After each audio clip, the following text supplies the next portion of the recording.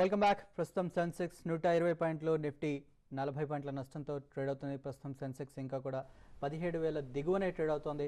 ఇంకా మరో ఎనలిస్ట్ మనకి ప్రసాద్ గారు ఢిల్లీ నుంచి ఫోన్ లైన్లో సిద్ధంగా ఉన్నారు. వారి అభిప్రాయం కూడా తెలుసుకుందాం. గుడ్ ఆఫ్టర్నూన్ ప్రసాద్ గారు. గుడ్ ఆఫ్టర్నూన్ గారు.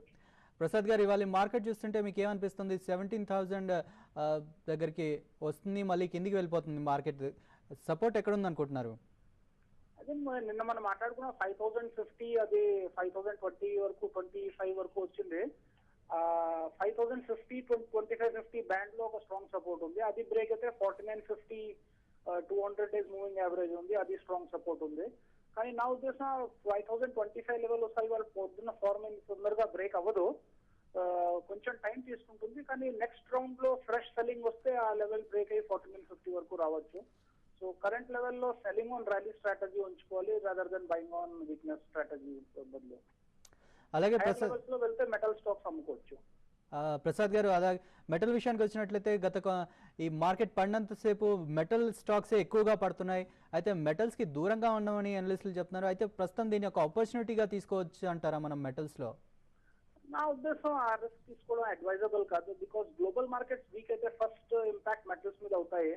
ఎస్పెషలీ చైనాలో వీక్నెస్ ఉంటే, China strong importer of metals ఉండడం వల్ల చైనీస్ మార్కెట్ లో వీక్నెస్ వస్తే మన మెటల్ స్టాక్స్ వీక్ గా ఉంటాయి. సో నా ఉద్దేశం ఈ టోటల్ చైనీస్ వీక్నెస్ ప్లేఅవుట్ అయ్యాక లోవర్ లెవెల్లో వన్ తీసుకోవాలి. కానీ ఇమీడియట్ లెవెల్లో కరెంట్ వీక్నెస్ లో I think metal stocks by చేయకూడదు, బికాస్ ఇంకొంచెం డౌన్ సైడ్ ఉందని అనిపిస్తుంది. అలాగే ప్రసాద్ గారు, ప్రస్తుతం ఉన్న ఆపర్చునిటీలో ఎవరైనా ఇన్వెస్ట్ చేయాలి అనుకుంటే వాళ్ళు సెక్టర్ వైజ్ గా వెళ్ళొచ్చు అంటారా, లేకపోతే స్టాక్స్ వైజ్ గానే సెలెక్ట్ చేసుకోమంటారా? I think bottom up approach stock wise పెట్టుకోవాలి. సెక్టర్ వైజ్ అయితే ఫార్మా సెక్టర్ లో ఆపర్చునిటీస్ ఉన్నాయి. అదర్వైజ్ బాటమ్ అప్ అప్రోచ్ ఏ సెక్టర్ లో అయినా, వెదర్ టెక్నాలజీ అయినా, ఫార్మా అయినా, క్యాపిటల్ గుడ్స్ అయినా, ఇంజనీరింగ్ అయినా, వాటిల్లో బ్యాంకింగ్ అయినా, దాంట్లో స్టాక్ స్పెసిఫిక్ అప్రోచ్ పెట్టుకోవచ్చు. లేకపోతే కన్సెప్ట్ స్టాక్స్ ఉంటాయి, లైక్ ఈ వాళ్ళు నేను రికమెండ్ చేస్తున్న జెన్ టెక్నాలజీస్ వీళ్ళు డిఫెన్స్ స్పేస్ కి సిమ్యులేటర్ సప్లై చేస్తారు. ఇది కన్సెప్ట్ స్టాక్ కేటగిరీలో వస్తుంది. ఇలాంటి స్టాక్స్ నార్మల్లీ మార్కెట్ ట్రెండ్ తో అంత ఎఫెక్ట్ అవ్వవు. వాళ్ళు పర్ఫార్మెన్స్ బాగా వస్తే ఇర్రెస్పెక్టివ్ ఆఫ్ మార్కెట్ ట్రెండ్ మీద వెళ్లే అవకాశం ఉంటుంది. ఈ జెన్ టెక్నాలజీ ఇలాంటి స్టాకే సిమ్యులేటర్స్ తయారు చేస్తారు డిఫెన్స్ కంపెనీస్ కి. ప్లస్ ఈ ఏడాది గేమ్స్ లో కూడా ఎంటర్ అవుతున్నారు. సో కరెంట్ లెవెల్ అరౌండ్ 217 219 కొనుక్కుంటే short term 270 rupees target easily రావచ్చు. 1 ఇయర్ కంటే ఎక్కువ హోల్డ్ చేసుకుంటే ఓల్డ్ హై 325 కూడా క్రాస్ అవ్వచ్చు. సో ఇలాంటి స్టాక్స్ ఈ డౌన్ ట్రెండింగ్ సైడ్ వేస్ మార్కెట్ లో కొనుక్కుంటే బెటర్ రిటర్న్స్ వస్తాయి. Okay, thank you very much Prasad గారు.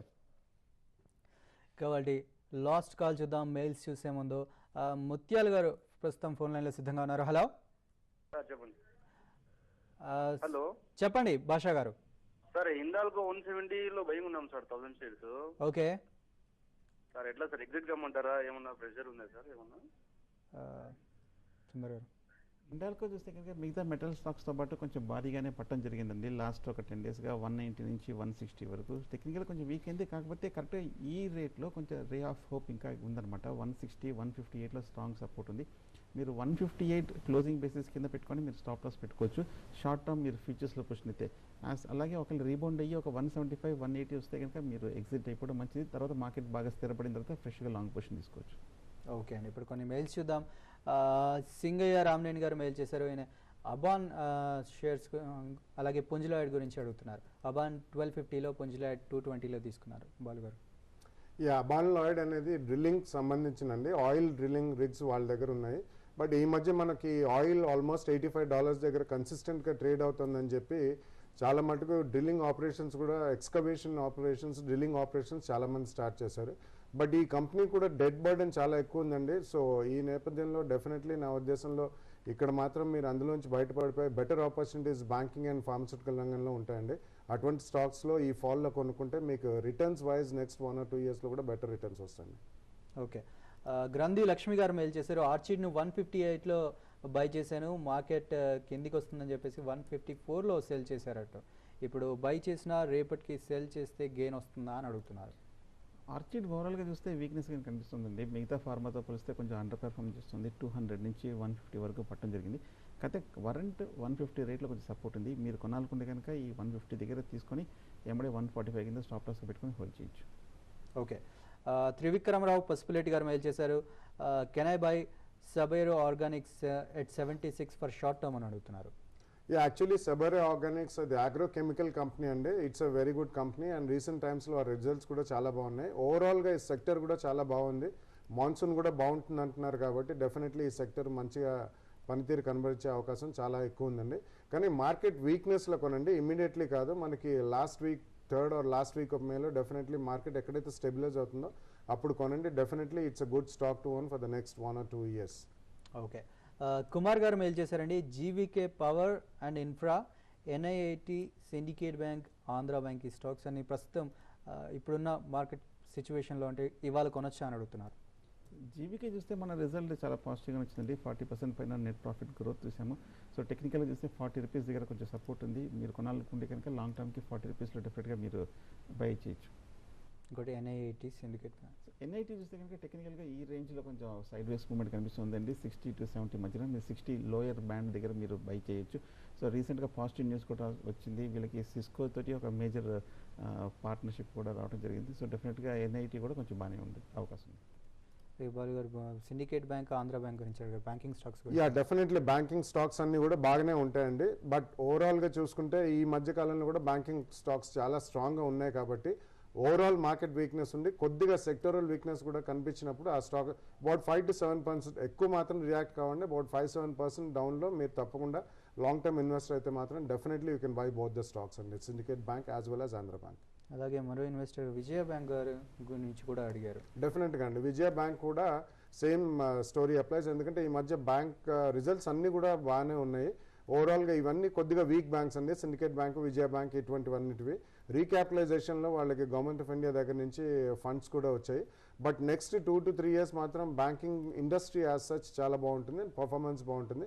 సో వీక్నెస్లో సెక్టరల్ వీక్నెస్ అండ్ సెంటిమెంట్ పరంగా మార్కెట్ వీక్నెస్, ఆల్రెడీ వీక్నెస్ నడుస్తుంది కాబట్టి కొద్దిగా ఆగి 3rd or 4th వీక్లో definitely you can buying this bank stocks. Okay, Ram Kishore గారు మెయిల్ చేశారు. హైదరాబాద్ ఇండస్ట్రీస్ 700లో షార్ట్ రన్ కోసం తీసుకున్నాను, హోల్డర్ ఎగ్జిట్ అని అడుగుతున్నారు.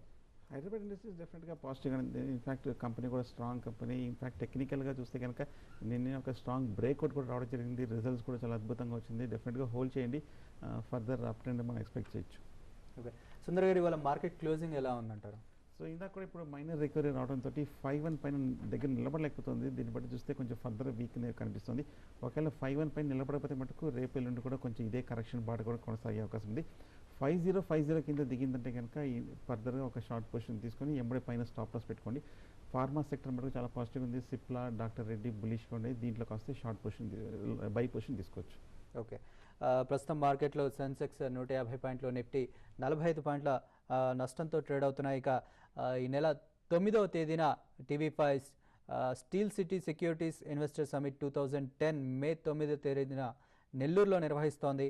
ఈ కార్యక్రమంలో మీ అభిమాన ఎనలిస్టులు అందరూ, TV5లో వచ్చే ఎనలిస్టులు అందరూ, ఇతర ఎనలిస్టులు కూడా, కుటుంబరావు గారు కానీ, బాలసుబ్రహ్మణ్యం గారు, సుందర్ శేషు అందరితో ఇతర ఎనలిస్టులు కూడా పాల్గొంటారు. మీ సలహాలు తీసుకొని మీరు లాభపడతారని ఆశిస్తున్నాం. దీనికోసం రిజిస్ట్రేషన్ కోసం మీరు కాల్ చేయాల్సిన నెంబర్లో 9959555609, 9959555619 రెండు నెంబర్లు. అలాగే ఆన్లైన్ రిజిస్ట్రేషన్ కోసం our వెబ్సైట్ www.tv5money.comకి లాగిన్ అయ్యి రిజిస్ట్రేషన్ చేసుకుని ఈ కార్యక్రమానికి హాజరై మీరు వీళ్ళ సలహాలు పొంది లాభపడతారని ఆశిస్తున్నాం. ఇక ఇవి వాటి బిజినెస్ లంచ్ విశేషాలు.